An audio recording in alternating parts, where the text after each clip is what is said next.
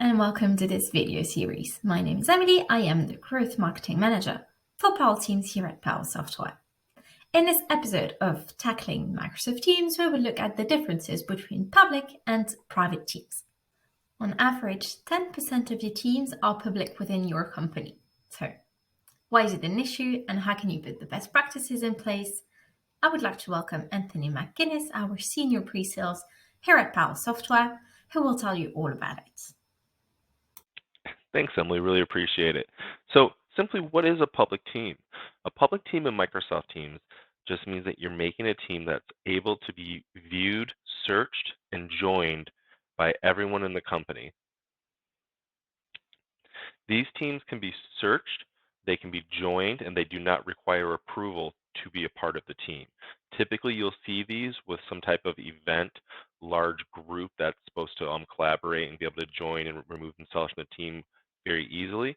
And you want to make sure that you're not sharing too much in these types of teams because you're going to start to see concerns around security. Really getting into the security side, not only are your messages, your chats, and anything else posted in the team going to be accessible, you can also search out all documents that are associated with a public team. Now, when you think of that, there's also the concept of the actual backend SharePoint site. And the backend SharePoint site is also built as public. So now within SharePoint, you're also able to search out and find this information, which can lead to concerns around security. Thank you, Anthony. It seems quite serious. Can you explain how IT leaders can find the right balance? Now with Powell Teams, you can alleviate these concerns by actually using the template and putting in the specific governance you want in regards to if the team will be private or public. You can set it as private, you can set it as public, or you can allow your users to choose. And then typically with either a private or public team, you will give them different requirements based on those settings. So maybe for a public team, you want to have approval just to make sure that that public team should be made. If it's a private team, maybe it doesn't require the approval, but you have some other requirements and compliance items that you're going to add in there just to be sure.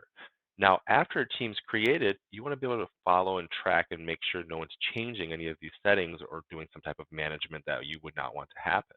So you actually get a full health check dashboard that you can start to track and see how many public teams you have, how many private teams you have.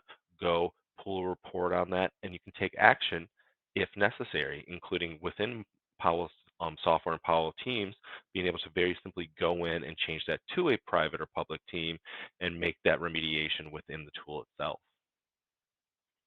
Thank you. Powell Teams seems to be a great tool for IT teams, right?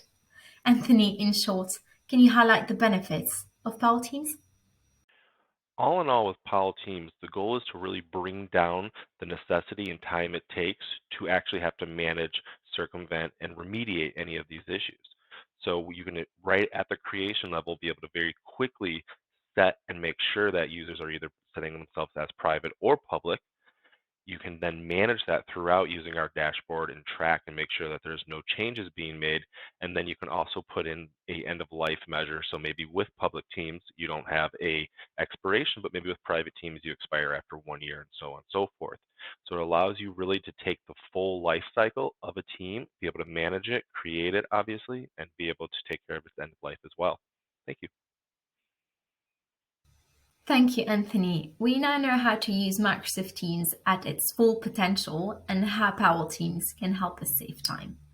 If you are watching this video as an IT administrator, or you would like to know more about your team's environment, we invite you to watch our other videos in the same series or to contact us for a personalized health check of your environment. Thank you. See you in the next video.